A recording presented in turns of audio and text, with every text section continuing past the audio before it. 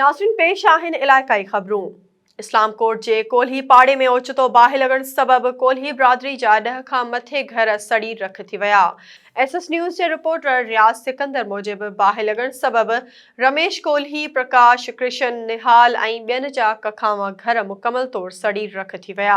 बाहि सबबि घरनि में रखियल अनाज, माल जो चारो, ज़ेवर, खटूं, बिस्तरा तोड़े समूरो अल्ह तल्ह सड़ी कोयलो थी वियो। इस्लाम कोट जे फायर ब्रिगेड गाॾी न हुजण सबबि टाउन इंतज़ामिया पारां गटर खणंदड़ ट्रैक्टर टांकी ऐं प्राइवेट टांकी ज़रिए पाणी पहुचाए बाहि विसाइण जी कोशिश कई वई। कलाक बाद मिठी मां फायर ब्रिगेड गाॾी पहुती। मुतासिरनि जो चवणु आहे त बाहि शुरू में हिक घर खे लॻी पाणी न हुजण सबबि बाहि समूरे पाड़े खे लपेट में आणे छॾियो, जंहिं सबबि सिर्फ़ बचा बचाए सघियासीं, बाक़ी सभु कुझु सड़ी वियो। खुलियल आसमान हेठि वेठल आहियूं, मदद कई वञे। कराची जे इलाइक़े पाक कॉलोनी में शाहीन फोर्स एहलकार निहाल समेत विट क़त्ल केस में सीटीडी जांच वाक़े जे मास्टरमाइंड खे गिरफ़्तार करे वरितो। एसएस न्यूज़ जे रिपोर्टर नबी बख्श ख़ासखेली मूजिबि उन हवाले सां इंचार्ज सीटीडी चौधरी सफ़्तर चयो आहे त जवाबदार ज़ाहिद चन्ना खे औरंगी जे इलाइक़े मां गिरफ़्तार कयो वियो आहे। पुलिस मूजिबि 19 अक्टूबर ते वॾा बोर्ड वेझो फायरिंग जो वाक़ियो पेश आयो हो। जवाबदार बैंक मां पैसा खणी वेंदड़ शहरी खां फुर कई शाहीन फोर्स जा एहलकार जाइ वारदात ते पहुची विया, जिन जवाबदारनि खे गिरफ़्तार करण जी कोशिश कई। सीटीडी मूजिबि जवाबदार ज़ाहिद चन्ना अॻु बि केतिराई भेरा गिरफ़्तार थी जेल वञी चुको आहे। गिरफ़्तार जवाबदार खे वधीक जांच लाइ पुलिस हवाले कयो पियो वञे। कोटडेजी में बरसात मुतासिरनि जी वाहरो न थियण ख़िलाफ़ सवे औरतुनि मर्दनि रैली कढी मिठड़ी चौक ते धरणो हणी डीसी खैरपुर ऐं चूंडियल नुमाइंदनि ख़िलाफ़ सख़्त नारेबाज़ी कई।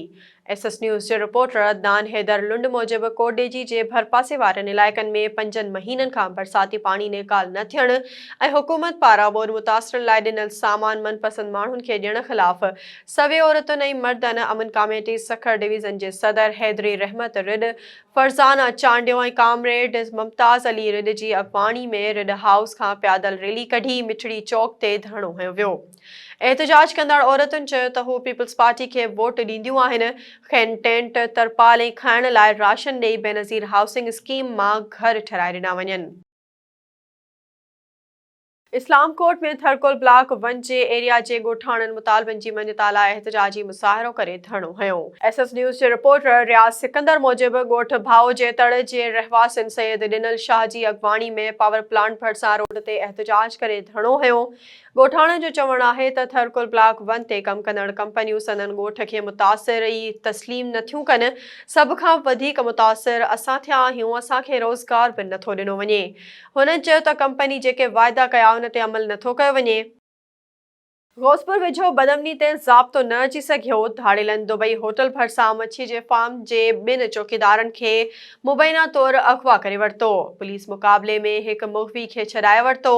एसएस न्यूज़ जे रिपोर्टर ज़हूर ओगाही मूजिबि गौसपुर वासी मुराद मीरानी ऐं कलीमुल्ला मीरानी खे हथियारबंद हथियारनि जे ज़ोर ते यरगमाल करे कच्चे तरफ़ फरार थी विया।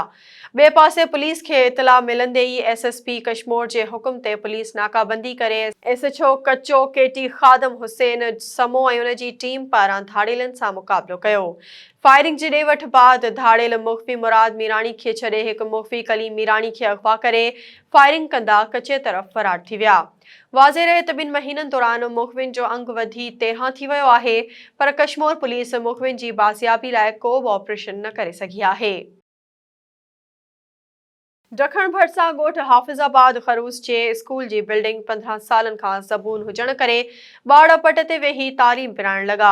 एसएस न्यूज़ जे रिपोर्टर जानी जतोई मूजिबि ॻोठ हाफ़िज़ाबाद खरूस में गुज़िरियल 15 सालनि खां स्कूल जी बिल्डिंग ज़बून हाल हुअण सबबि ऐं फर्नीचर जी खोट सबबि ॿार पट ऐं खट ते वेही तालीम पिराए रहिया आहिनि।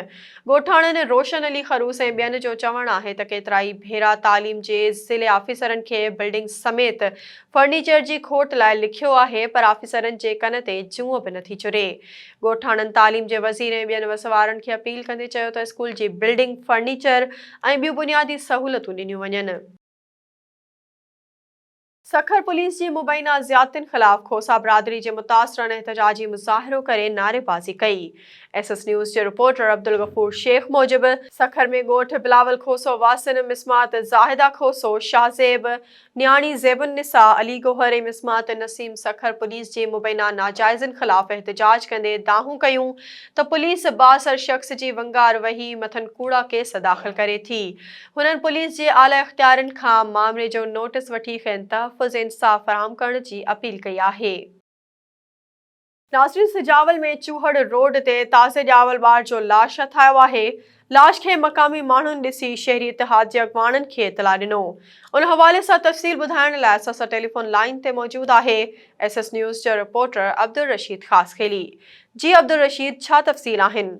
जी बिल्कुलु, सुजाल चूर रोड ते नामालूम कुंवारी मां पंहिंजो गुनाह लिकाइण लाइ ताज़े ॼावल ॿार खे रोड ते फिटो करे फ़रार थी वई। लाश खे मक़ामी माण्हुनि ॾिसी शहरी इतिहाद जे अॻवाननि खे इतला ॾिनो, जेके जाइ मौक़े ते पहुची जिन बर वक़्तु सुजाल पुलिस खे इतला ॾिनो। सुजाल पुलिस लाश तहवील में वठी सिविल अस्पताल सुजाल खणे आई। उते ज़रूरी कार्रवाई बैदि लाश टाउन इंतिज़ामिया जे हवाले कयो वियो। उन मौक़े ते शहरी इतिहाद जे अॻवान जो चवणु हो त अहिड़ो वाक़ियो कुझु हफ़्ता अॻु पेश आयो हो। असीं इन्हनि माहिरनि खे हथ ॿधी अर्ज़ु करियूं था त जेकॾहिं को गुनाह थी वञे थो त मासूम ॿारनि खे जानवरनि जे हवाले करण बजाए कंहिं बे औलाद या कंहिं महफ़ूज़ हंध ते छॾीनि त जीअं उन्हनि जी हयाती बची सघे। जी